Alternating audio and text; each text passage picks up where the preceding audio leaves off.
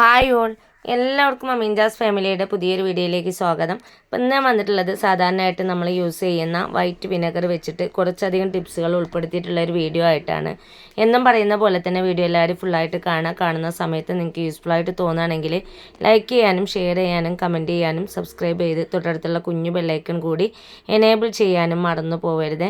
ഒപ്പം തന്നെ ഹൈപ്പ് എന്നൊരു ഓപ്ഷൻ ഉണ്ട്, അതുകൂടി ഒന്ന് പ്രസ് ചെയ്തേക്കണേ. പൊട്ടു സമയം കളയാതെ നമുക്ക് ഇന്നത്തെ വീഡിയോയിലേക്ക് പോകാം. ഇന്നത്തെ വീഡിയോയിൽ പ്രധാനമായിട്ടും ഞാൻ ക്ലീനിങ് ടിപ്സുകളാണ് ഉൾപ്പെടുത്തിയിട്ടുള്ളത്. അപ്പോൾ ആദ്യം തന്നെ നമുക്ക് ക്ലീനിങ് സൊല്യൂഷൻ ഒന്ന് റെഡിയാക്കി എടുക്കണം. ഈ ഒരു സൊല്യൂഷൻ വെച്ചിട്ട് തന്നെ നമുക്ക് ഒരുപാട് ഭാഗങ്ങൾ ക്ലീൻ ചെയ്തെടുക്കാനായിട്ട് പറ്റും. അപ്പോൾ അതിനായിട്ട് ഞാനൊരു ബൗൾ എടുത്തിട്ടുണ്ട്. അതിലേക്ക് 2 ടേബിൾ സ്പൂണോളം ബേക്കിംഗ് സോഡയാണ് ചേർത്ത് കൊടുത്തിട്ടുള്ളത്. ഇനി ഞാനിതിലേക്ക് കുറച്ച് വിനെഗർ കൂടി ചേർത്ത് കൊടുക്കുന്നുണ്ട്. ബേക്കിംഗ് സോഡയിലേക്ക് വിനെഗർ ചേർക്കുമ്പോൾ കെമിക്കൽ റിയാക്ഷൻ നടക്കുന്നതിൻ്റെ ഭാഗമായിട്ട് അത് നല്ല പോലെ പതഞ്ഞു പൊങ്ങും കേട്ടോ. അപ്പോൾ കുറച്ചൊരു കുഴിയുള്ള പാത്രം തന്നെ വേണം നിങ്ങൾ എടുക്കാനായിട്ട്. ഇനി ഇതിലേക്ക് ചേർത്ത് കൊടുക്കേണ്ട ഡിഷ് വാഷ് ലിക്വിഡാണ്. അപ്പോൾ അതെൻ്റെ കയ്യിലില്ലാത്തതുകൊണ്ട് ഞാൻ സോപ്പാണ് യൂസ് ചെയ്തിട്ടുള്ളത്. അപ്പോൾ ഞാൻ കുറച്ച് സോപ്പ് ഇതിലേക്ക് ഒന്ന് ആഡ് ചെയ്ത് കൊടുത്തതിന് ശേഷം സ്പൂൺ വെച്ചിട്ടൊന്ന് മിക്സ് ചെയ്തെടുക്കാൻ കേട്ടോ. അപ്പോൾ അത് പെട്ടെന്ന് തന്നെ മിക്സായി കിട്ടാത്തതുകൊണ്ട് ഞാൻ കൈ കൊണ്ടാണ് പിന്നീട് മിക്സ് ചെയ്തെടുത്തിട്ടുള്ളത്. സോപ്പിൻ്റെ അംശം ഒട്ടും കട്ടയില്ലാത്ത രീതിയിൽ വേണം നമ്മൾ മിക്സ് ചെയ്തെടുക്കാനായിട്ട്. അപ്പോൾ ഞാനിത് നല്ല പോലെ തന്നെ മിക്സ് ചെയ്തെടുത്തിട്ടുണ്ട്. ഈ ഒരു സൊല്യൂഷനൊക്കെ വെച്ചിട്ട് നമ്മൾ ക്ലീൻ ചെയ്തെടുക്കുകയാണെങ്കിൽ കറകൾ അതേപോലെ തന്നെ സ്മെല്ലൊക്കെ നമുക്ക് മാറി കിട്ടും കേട്ടോ. അപ്പോൾ ഞാനിത് നല്ലപോലെ മിക്സ് ചെയ്തെടുത്തതിന് ശേഷം കുറച്ചുകൂടെ ഒന്ന് വിനെഗറും അല്പം ബേക്കിംഗ് സോഡയും ചേർത്ത് ഒന്നുകൂടെ ഒന്ന് മിക്സ് ചെയ്ത് കൊടുക്കുന്നുണ്ട്. അപ്പോൾ നമ്മുടെ ക്ലീനിങ് സൊല്യൂഷൻ ഇവിടെ റെഡിയാക്കി എടുത്തിട്ടുണ്ട്. ഇനി ഇത് വെച്ച് ഞാൻ ആദ്യം ക്ലീൻ ചെയ്ത് കാണിക്കുന്നത് സിങ്കാണ്. നമ്മുടെ കിച്ചണിലെ പാത്രം കഴുകലൊക്കെ കഴിഞ്ഞാൽ തന്നെ പെട്ടെന്ന് വൃത്തികേടാവുന്നൊരു ഭാഗം തന്നെയാണ് നമ്മുടെ സിങ്ക്. അതേപോലെ തന്നെ ബാഡ് സ്മെല്ലും ഉണ്ടാകുന്ന ഒരു ഭാഗമാണ് അല്ലേ. അപ്പോൾ നമ്മളെല്ലാ വർക്കും കഴിഞ്ഞതിന് ശേഷം നമ്മൾ ഇതേപോലെ ഒന്ന് സിങ്ക് കഴുകിയിട്ട് കൊടുക്കുകയാണെങ്കിൽ പിറ്റേ ദിവസം രാവിലെ വരുമ്പോൾ നമുക്കതിൽ പ്രാണിശല്യമോ അതല്ലെങ്കിൽ ബാഡ് സ്മെല്ലോ ഒന്നും ഉണ്ടാവില്ല. അപ്പോൾ ഞാൻ നേരത്തെ റെഡിയാക്കി വെച്ചിട്ടുള്ള ആ ഒരു ലിക്വിഡ് സിങ്കിൻ്റെ ഇതേപോലെ ഒന്ന് ആക്കി കൊടുക്കുന്നുണ്ട്. അതിന് ശേഷം സ്ക്രബ്ബർ ജസ്റ്റ് ഒന്ന് നനച്ചു കൊടുത്തതിന് ശേഷം ഒന്ന് നന്നായിട്ട് തന്നെ ഉരച്ചു കൊടുക്കുന്നുണ്ട് കേട്ടോ. അപ്പോൾ ഈ ഒരു സൊല്യൂഷൻ വെച്ചിട്ട് നമ്മൾ ഉരച്ചെടുക്കുക ണെങ്കിൽ ഒരുപാട് സ്ട്രെസ് ചെയ്യൊന്നും വേണ്ട. ഇതിന് പൊതുവെ പത കുറവാണെങ്കിലും നല്ല പോലെ നമുക്ക് കറയും അഴുക്കും ഒക്കെ പോയി കിട്ടും കേട്ടോ. അപ്പം ഞാൻ ആ സിങ്കിൻ്റെ എല്ലാ ഭാഗമൊന്നും അരച്ചെടുത്തിട്ടുണ്ട്. ഇനി ഒന്ന് കഴുകി നോക്കാം. അപ്പോൾ അത് ആ സിങ്ക് നല്ല പോലെ എനിക്ക് ക്ലീനായി കിട്ടിയിട്ടുണ്ട്. അപ്പോൾ ഈ ഒരു ലിക്വിഡ് വെച്ചിട്ടാണ് നമ്മൾ സിങ്ക് ക്ലീൻ ചെയ്യുന്നത് വെച്ചാൽ അതിൽ പ്രാണിശല്യമൊന്നും ഉണ്ടാവില്ല. ഈ ഒരു രീതിയിലൊന്ന് ക്ലീൻ ചെയ്ത് നോക്കാം. ഇനി അടുത്തതായിട്ട് ഞാൻ ക്ലീൻ ചെയ്യാൻ പോകുന്നത് ഒരു കലമാണ്. ഈ ഒരു കലത്തിൻ്റെ ബാക്ക് സൈഡിൽ നിങ്ങൾക്ക് കാണുന്നുണ്ടാവും നന്നായിട്ട് കറയൊക്കെ പിടിച്ചിട്ടുണ്ട്.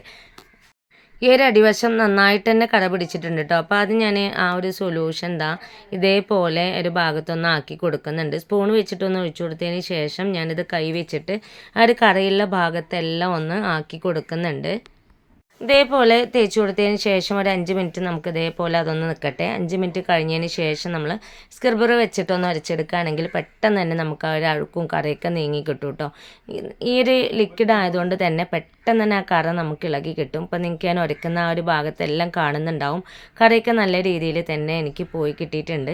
അപ്പോൾ ഞാനിത് എല്ലാ ഭാഗവും ഇതേപോലെ ഉരച്ചെടുത്തിട്ടുണ്ട്. ഇനി ഒന്ന് കഴുകിയിട്ട് കാണിച്ചു തരാം. ഇപ്പം ഞാനിത് കഴുകി എടുത്തിട്ടുണ്ട്. നല്ല പോലെ എനിക്ക് ക്ലീനായി കിട്ടിയിട്ടുണ്ട്. ഒട്ടും കറയുടെ അംശമൊന്നും അവിടെ ഇല്ല. ഈ ഒരു കലം മാത്രമല്ല, നമുക്ക് ഏറ്റവും കൂടുതൽ കുക്കറിൻ്റെയൊക്കെ അടിവശം നന്നായിട്ട് തന്നെ കറ പിടിക്കാറുണ്ട്. ആ ഒരു ഭാഗമൊക്കെ നമുക്ക് ഈ ഒരു രീതിയിൽ ക്ലീൻ ചെയ്തെടുക്കാനും ആയിട്ട് പറ്റും. ഇനി വൃത്തികേടാവുന്ന ഒരു ഭാഗം തന്നെയാണ് നമ്മുടെ ഗ്യാസ് സ്റ്റൗവിൻ്റെ ടോപ്പ് വശം. നമ്മൾ കുക്ക് ചെയ്യുന്നതുകൊണ്ട് തന്നെ എണ്ണമയവും ഒക്കെ ഉണ്ടാവാറുണ്ട്. ആ എണ്ണമയം കാരണം ഉറുമ്പുകളൊക്കെ വരാനുള്ള ചാൻസ് കൂടുതലാണ് അല്ലേ.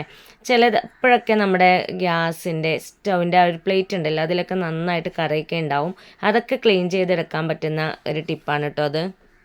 ഞാൻ ആ ഒരു സൊല്യൂഷൻ എടുത്തിട്ടുണ്ട്. അതിൽ സ്ക്രബ്ബർ ഒന്ന് ഡിപ്പ് ചെയ്തതിന് ശേഷം ഗ്യാസ് സ്റ്റൗവിൻ്റെ ടോപ്പ് വശത്തെല്ലാം ഒന്ന് ഉരച്ചെടുക്കുന്നുണ്ട്. അപ്പോൾ എടുക്കുന്ന സമയത്ത് നിങ്ങൾക്ക് കാണുന്നുണ്ടാവും ഈ ഒരു ഭാഗത്ത് നന്നായിട്ട് തന്നെ കറുപ്പ് കറയായിട്ടുണ്ട് കേട്ടോ. അവിടെയെല്ലാം ഞാൻ ആ ഒരു സൊല്യൂഷൻ നന്നായിട്ട് അപ്ലൈ ചെയ്ത് കൊടുക്കുന്നുണ്ട്. ഈ ഒരു ടോപ്പ് വശത്ത് മാത്രമല്ല ഒരു പ്ലേറ്റിലൊക്കെ നന്നായിട്ട് തന്നെ സൈഡിലൊക്കെ കറ പിടിച്ച് കിടപ്പുണ്ട് കേട്ടോ. അപ്പോൾ എല്ലാ ഭാഗത്തും ഞാൻ ആ ഒരു സൊല്യൂഷൻ ഒന്ന് അപ്ലൈ ചെയ്ത് കൊടുത്തിട്ടുണ്ട്. എന്നിട്ട് ഒരു 5 മിനിറ്റ് കഴിഞ്ഞതിന് ശേഷം ഞാൻ ജസ്റ്റ് സ്ക്രബ്ബർ വെച്ചിട്ടൊന്ന് ഉരച്ചെടുക്കാനുണ്ട്. അപ്പോൾ ഒത്തിരി സ്ട്രെസ് ചെയ്യൊന്നും വേണ്ട. നമ്മൾ വെള്ളം എടുക്കുന്ന സമയത്ത് തന്നെ നമുക്ക് ആ ഒരു അഴുക്കൊക്കെ നീങ്ങി കിട്ടും. ഇപ്പോൾ നിങ്ങൾക്ക് കാണുന്നുണ്ടാവും ആ ഒരു ഭാഗത്തുണ്ടായിരുന്ന കറി എനിക്ക് നീങ്ങി കിട്ടിയിട്ടുണ്ട്. അതേപോലെ തന്നെ ഈ ഒരു പ്ലേറ്റിലുള്ള അഴുക്കൊന്ന് കളഞ്ഞെടുക്കട്ടെ. അപ്പം ഞാനിതാ സ്ക്രബ്ബർ വെച്ചിട്ട് ഗ്യാസ് സ്റ്റൗവൊക്കെ ഒന്ന് ഉരച്ചെടുത്തതിന് ശേഷം നനഞ്ഞ ഒരു തുണി വെച്ചിട്ട് ഒന്ന് തുടച്ചെടുക്കുന്നുണ്ട്. നല്ല സോഫ്റ്റ് ആയിട്ടുള്ളൊരു കോട്ടൺ തുണിയാണ് കേട്ടോ ഞാൻ എടുത്തിട്ടുള്ളത്. അപ്പോൾ നിങ്ങൾക്ക് കാണുന്നുണ്ടാവും ഗ്യാസ് സ്റ്റൗവിലുണ്ടായിരുന്ന അഴുക്കൊക്കെ പോയി നല്ല പോലെ എനിക്ക് കളറായിട്ട് കിട്ടിയിട്ടുണ്ട്. വീണ്ടും ആ തുണി ഞാൻ ഒന്നുകൂടെ ഒന്ന് കഴുകിയെടുത്തതിന് ശേഷം ഒന്നുകൂടെ ഒന്ന് തുടച്ചെടുക്കുന്നുണ്ട് കേട്ടോ. അപ്പോൾ ഞാൻ ആദ്യം കഴുകുന്നതിന് മുമ്പേ ഉള്ള ആ ഒരു സ്റ്റൗവും കഴുകി കഴിഞ്ഞതിന് ശേഷമുള്ള ആ ഒരു സ്റ്റൗവും തമ്മിലുള്ള വ്യത്യാസം നിങ്ങൾക്ക് നല്ലപോലെ മനസ്സിലാവുന്നുണ്ടാവും. നല്ല കളറായിട്ട് എനിക്ക് കിട്ടിയിട്ടുണ്ട്. അതേപോലെ തന്നെ കറിയൊക്കെ പിടിച്ചിട്ടുണ്ടായിരുന്നു, അതെല്ലാം എനിക്ക് പോയി കിട്ടിയിട്ടുണ്ട്. അപ്പോൾ ഇനി അഴുക്കൊക്കെ പിടിച്ചിട്ടുള്ള ഗ്യാസ് സ്റ്റൗവും ഒക്കെ ഇതേപോലെ ഒന്ന് ക്ലീൻ ചെയ്ത് നോക്കാം. ഗ്യാസ് സ്റ്റൗവിനെ പോലെ തന്നെ വൃത്തികേടാവുന്ന ഒരു ഭാഗമാണ് ഗ്യാസ് സ്റ്റൗവിൻ്റെ പിറകിലുള്ള ടൈൽ എന്ന് പറയുന്നത്. നമ്മൾ കുക്ക് ചെയ്യുമ്പോൾ എണ്ണയൊക്കെ തെറിക്കുന്നതുകൊണ്ട് തന്നെ അവിടെ നല്ല രീതിയിൽ അഴുക്കുണ്ടാവും. ഈ ഒരു ഭാഗമൊക്കെ ക്ലീൻ ചെയ്തെടുത്തിട്ട് കുറച്ച് ദിവസമായിട്ടുണ്ട് കേട്ടോ. അപ്പോൾ നന്നായിട്ട് തന്നെ അഴുക്കും കാര്യങ്ങളൊക്കെ പിടിച്ചിട്ടുണ്ട്. അപ്പോൾ ഇതും ഞാൻ ആ ഒരൊറ്റ സൊല്യൂഷനിൽ ഡിപ്പ് ചെയ്തിട്ട് തന്നെയാണ് ക്ലീൻ ചെയ്തെടുക്കുന്നത്. ആ ഒരു ഇതിൽ ഡിപ്പ് ചെയ്തതിന് ശേഷം ഞാനിത് സ്ക്രബ്ബർ വെച്ചിട്ട് ജസ്റ്റ് ഒന്ന് ഉരച്ചെടുക്കുന്നത് മാത്രമേ ഉള്ളൂ. ഉരക്കുന്ന സമയത്ത് നിങ്ങൾക്ക് കാണുന്നുണ്ടാവും ഉരച്ച ഭാഗത്തുള്ള അഴുക്കൊക്കെ നല്ല രീതിയിൽ തന്നെ ഇളകി കിട്ടിയിട്ടുണ്ട്. ഇതേപോലെ ഒന്ന് ഉരച്ചെടുത്തതിന് ശേഷം ഇതും ഞാൻ ആ ഒരു കോട്ടൺ തുണി വെച്ചിട്ടൊന്ന് തുടച്ചെടുക്കുന്നുണ്ട്. അപ്പോൾ നിങ്ങൾക്ക് വ്യക്തമായിട്ട് കാണുന്നുണ്ടാവും ഞാൻ ക്ലീൻ ചെയ്ത ആ ഒരു ടൈലും ക്ലീൻ ചെയ്യാത്ത ടൈലും തമ്മിലുള്ള മാറ്റം. ഇപ്പോൾ ഒരു ടൈൽ ഞാൻ ക്ലീൻ ചെയ്തെടുത്തിട്ടുണ്ട്, രണ്ടാമത്തെ ടൈലും ഞാൻ ഇതേ രീതിയിൽ തന്നെ ക്ലീൻ ചെയ്തെടുക്കട്ടെ. അപ്പോൾ അതാ ഈ ഒരു ടൈലും നല്ലപോലെ എനിക്ക് ക്ലീൻ ആയിട്ട് കിട്ടിയിട്ടുണ്ട്. ഈ ഒരു ക്ലീൻ ടിപ്സ് നിങ്ങൾക്ക് എല്ലാവർക്കും യൂസ്ഫുള്ളായി കാണുമെന്ന് വിചാരിക്കുന്നു. ഇനി അടുത്തൊരു ടിപ്പിലേക്ക് പോവാം. ഇനി ഞാൻ എടുത്തിട്ടുള്ളത് സ്റ്റീലിൻ്റെ ഒരു ബോട്ടിലാണ്. കുറച്ച് നാൾ ഈ ഒരു സ്റ്റീൽ ബോട്ടിൽ നമ്മൾ യൂസ് ചെയ്യുമ്പോൾ അതിൻ്റെ ഉള്ളിൽ പെട്ടെന്ന് വഴുവഴുപ്പും അതേപോലെ തന്നെ ബാഡ് സ്മെല്ലൊക്കെ വരാറുണ്ട്. ആ ഒരു വഴുവഴുപ്പും ബാഡ് സ്മെല്ലൊക്കെ കളയാനായിട്ടുള്ളൊരു ടിപ്പാണിത്. അപ്പോൾ ഞാൻ ആ ഒരു ബോട്ടിലേക്ക് കുറച്ച് വിനെഗറാണ് ആഡ് ചെയ്ത് കൊടുക്കുന്നത്. അതിനോടൊപ്പം തന്നെ കുറച്ച് അരി കൂടി ആഡ് ചെയ്ത് കൊടുത്തിട്ടുണ്ട് കേട്ടോ. അരിയും വിനെഗറും ചേർത്ത് കൊടുത്തതിന് ശേഷം അതിൻ്റെ ലിഡ് നന്നായിട്ടൊന്ന് ടൈറ്റ് ചെയ്ത് കൊടുക്കാം. നല്ലപോലെ ടൈറ്റ് ചെയ്തതിന് ശേഷം നന്നായിട്ട് നമ്മളൊന്ന് ഷേക്ക് ചെയ്ത് കൊടുത്താൽ മതി. അപ്പോഴേക്കും അതിനുള്ളിലുള്ള അഴുക്കും കാര്യങ്ങളൊക്കെ നീങ്ങിക്കിട്ടും. ഒരു 3-4 തവണ ഞാൻ ഇതേപോലെ ഒന്ന് ഷേക്ക് ചെയ്തെടുത്തിട്ടുണ്ട്. ഇനി നമുക്കിതൊന്ന് ഓപ്പൺ ചെയ്ത് നോക്കാം. അപ്പോൾ അതായത് നല്ല രീതിയിൽ തന്നെ എനിക്ക് അഴുക്കൊക്കെ ഇളകി കിട്ടിയിട്ടുണ്ട്. ഇനി ജസ്റ്റ് ഒന്ന് കഴുകിയെടുത്ത് വരാം. അപ്പോൾ ഞാൻ ഈ ഒരു ബോട്ടിൽ കഴുകിയെടുത്തിട്ടുണ്ട് കേട്ടോ. ഇതിൻ്റെ ഉൾവശം നിങ്ങൾക്ക് കാണുന്നുണ്ടാവും നല്ലപോലെ എനിക്ക് ക്ലീനായിട്ട് കിട്ടിയിട്ടുണ്ട്. അതേപോലെ തന്നെ ബാഡ് സ്മെല്ലൊക്കെ പോയി ആ ഒരു വിനെഗറിൻ്റെ സ്മെല്ലായിട്ടുണ്ട് കേട്ടോ.